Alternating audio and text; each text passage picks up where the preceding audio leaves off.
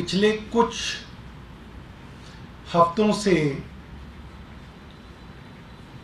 Ground पे अगर आप घूमें तो पता चलता है केंद्र सरकार की जबरदस्त नेगेटिविटी है।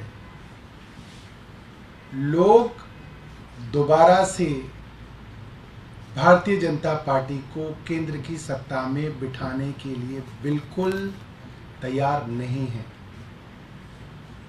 आने वाले 5 राज्यों के अंदर चुनाव ज्यादातर राज्यों में भारतीय जनता पार्टी हार रही है। वो चैनल्स जो भारतीय जनता पार्टी की मदद भी करते थे, वे भी अपने ओपिनियन पोल में ज्यादा मदद नहीं कर पा रहे हैं, क्योंकि ग्राउंड पे स्थिति बहुत खराब है। महिला आरक्षण करने की कोशिश कर रहे हैं, गैस सिलेंडर सस्ता करने की कोशिश कर रहे हैं। कल भारत के जाने माने बड़े बड़े पत्रकार जो बेखौफ निडर होके जनता के सवाल केंद्र सरकार से करते हैं, उनके घरों पे छापे मारे गए, उनको पुलिस थाने ले जाया गया, सुबह से शाम तक पूछताछ की गई, उनको देशद्रोही बताने की कोशिश की। और आज भारतीय संसद में लोगों की सबसे मजबूत आवाज संजय सिंह जी को जिस तरीके से बिना किसी सबूत, बिना किसी ठोस कारण गिरफ्तार किया गया है, ये बात साबित होती है कि प्रधानमंत्री जी जानते हैं कि प्रधानमंत्री जी चुनाव हार रहे हैं और निराशा है, हार का डर है, बौखलाहट है, डेस्परेशन है, जिसमें अब इस तरीके के उलझुल काम केंद्र सरकार केंद्रीय एजेंसियों से करा रही है। और हर एक सरकार जो तानाशाही की तरफ बढ़ती है, उसके लक्षण होते हैं कि जब सत्ता जा रही होती है तो इस तरीके के कारनामे सामने आते हैं। और इसकी वजह से सत्ता बची किसी की नहीं है, इसकी वजह से सत्ता और तेजी से हाथ से फिसलती चली जाती है। और आप देखेंगे, आप इस प्रेस कॉन्फ्रेंस को याद करिएगा, 2024 के चुनाव के बाद इस प्रेस कॉन्फ्रेंस को मैं दोबारा से ट्वीट करूंगा कि ये जो बौखलाहट थी, इससे भी भारतीय जनता पार्टी का कोई फायदा नहीं हुआ। मैं रिक्वेस्ट करूंगा, आतिशी जी जो हैं अपनी बात रखेंगे, उसके बाद प्रियंका जी।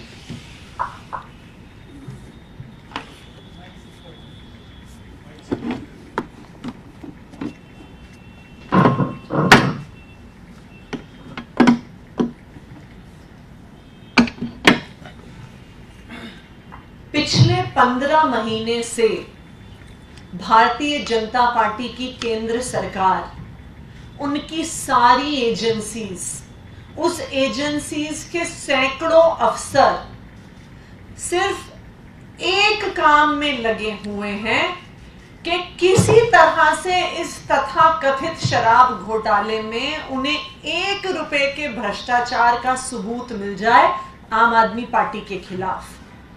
लेकिन 1 साल की इन्वेस्टिगेशन के बाद, एक ऐसी इन्वेस्टिगेशन जिसमें सैकड़ों अफसर ईडी के काम कर रहे हैं, सैकड़ों अफसर सीबीआई के काम कर रहे हैं, अपने बाकी सारे इन्वेस्टिगेशंस छोड़ के सारी टीमें इस तथाकथित शराब घोटाले पे लगी हुई हैं।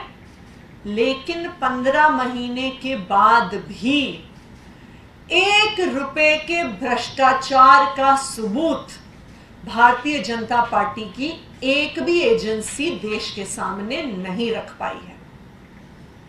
आज जो संजय सिंह जी को गिरफ्तार किया है, वो गिरफ्तारी भी बिना किसी सबूत के आज की गई है। ये गिरफ्तारी क्यों हुई है संजय सिंह जी की? इसलिए नहीं कि कोई सबूत है, इसलिए नहीं कि कोई शराब घोटाला हुआ है, इसलिए नहीं कि एक पैसे का भी भ्रष्टाचार का खुलासा कर पाई है ईडी और सीबीआई।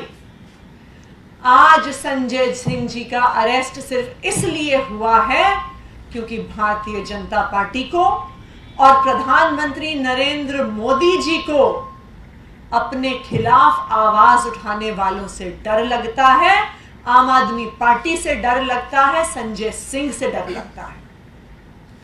हम ये देख रहे हैं कि केंद्र सरकार की जो ये बौखलाहट है, जो ये हार की बौखलाहट है, अब इस प्रकार की तानाशाही के रूप में सामने आ रही है। हमने कल ही देखा कि देश के जाने माने पत्रकारों के घर पर रेड हुई, उनको डिटेन किया गया, उनके फोन ले लिए गए, उनके लैपटॉप ले लिए गए। क्यों? क्योंकि वो प्रधानमंत्री नरेंद्र मोदी जी के खिलाफ आवाज उठाते हैं। कल शाम को हमने देखा कि किस तरह से टीएमसी के सांसद जब कृषि भवन गए, कृषि मंत्री से मिलने की कोशिश करी, किसानों की आवाज उठाने की कोशिश करी, तो टीएमसी के सांसदों को किस तरह से घसीट घसीट कर पुलिस ने कृषि भवन से बाहर निकाला। आज हमने देखा कि आज सुबह ही संजय सिंह जी के घर पहुंच गए और 8 घंटे तक ईडी संजय सिंह जी के घर में बैठी रही। एक घर जिसमें मात्र 4 कमरे हैं, उन्हें पूरी अपनी छानबीन करने में भी 1 घंटे से ज्यादा समय नहीं लगता। 4 कमरे के घर में रहते हैं संजय सिंह जी। लेकिन यह पहले से एक प्री प्लान्ड स्क्रिप्ट था कि जाएंगे, 8 घंटे बैठेंगे और फिर कहेंगे कि 8 घंटे की पूछताछ के बाद संजय सिंह जी की गिरफ्तारी कर ली। ये भारतीय जनता पार्टी की हार की बौखलाहट को दिखा रहा है। ये प्रधानमंत्री नरेंद्र मोदी जी की हार की बौखलाहट को दिखा रहा है। आज उनको भी पता है कि चाहे आने वाले 4 राज्यों के चुनाव हो, चाहे 2024 का लोकसभा का चुनाव हो, देश की जनता ने अब भारतीय जनता पार्टी को बाहर फेंकने का मन बना लिया है। और जब भी कोई तानाशाही की सरकार देखती है कि उनका समय आ गया है, तो उसके बाद यही सिलसिला शुरू होता है कि जो उनके खिलाफ आवाज उठाएगा उसको जेल में डाल दिया जाएगा। और यही सिलसिला आज भारत में शुरू हो गया है कि चाहे पत्रकार हो, चाहे विपक्ष के नेता हो, उनको एक एक करके चुप करने की कोशिश की जा रही है। लेकिन मैं प्रधानमंत्री नरेंद्र मोदी जी को बताना चाहती हूं कि हम आम आदमी पार्टी के अरविंद केजरीवाल के सिपाही हैं। हम आपकी इन धमकियों से डरने वाले नहीं हैं। आप चाहे आम आदमी पार्टी के हर नेता को जेल भेज दो, आप चाहे हमें फांसी पे टांग दो, लेकिन आम आदमी पार्टी का हर एक कार्यकर्ता, हर एक विधायक, हर एक सांसद, हर एक नेता इस देश के संविधान को बचाने के लिए लड़ता रहेगा। आपने एक मनीष सिसोदिया को जेल में भेजा, 100 मनीष सिसोदिया खड़े हो गए हैं उनकी जगह लड़ने के लिए। आप एक संजय सिंह को जेल भेजेंगे संविधान को बचाने के लिए, 1000 संजय सिंह खड़े होंगे जो इस देश के दबे कुचले लोगों की आवाज उठाएंगे। और इतिहास गवाह है कि हर तानाशाह का अंत इसी तरह हुआ है कि जब उन्होंने अपने विरोधियों की, विपक्षियों की आवाज को दबाने की कोशिश की है, वहीं से उनके अंत की शुरुआत हुई है। और आज जो संजय सिंह जी की गिरफ्तारी हुई है, यह भी भारतीय जनता पार्टी की और उनकी सरकार की अंत की शुरुआत है। प्रियंका जी।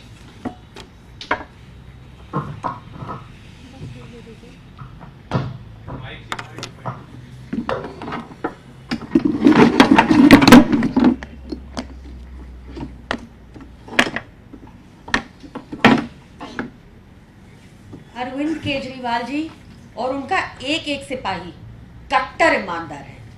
ये बात सच है कि संजय सिंह जी सड़क से लेकर संसद तक बहुत मुखर होकर मोदी सरकार की पोल खोलते थे और वो जारी रहेगा। ये बात भी सच है कि भाजपा ने, मोदी सरकार ने अनेकों कोशिशें कर ली अरविंद केजरीवाल जी को तोड़ने की।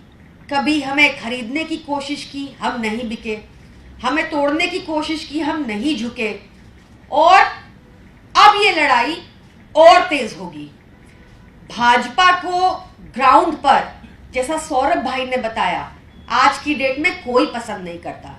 भाजपा को मालूम है कि जो सुविधाएं अरविंद केजरीवाल की सरकार दिल्ली में देती है, पंजाब में देती है, भाजपा उसको मैच नहीं कर सकती, इसलिए वो खत्म करना चाहती है। ये देश का पहला घोटाला है जिससे सरकारी राजस्व में बढ़ोतरी हुई। ये देश का पहला घोटाला है जिसमें 15 महीने बीत गए और एक चवन्नी नहीं मिली। 1000 रेड कर ली पर एक चवन्नी नहीं मिली, क्योंकि कुछ घोटाला किया ही नहीं। हम ये लड़ाई अब और पुरजोर तरीके से लड़ेंगे। हम अरविंद केजरीवाल जी के सिपाही हैं। हम भाजपा की ऐसी ट्रिक से, हरकतों से, डर्टी पॉलिटिक्स से नहीं डरने वाले। Thank you.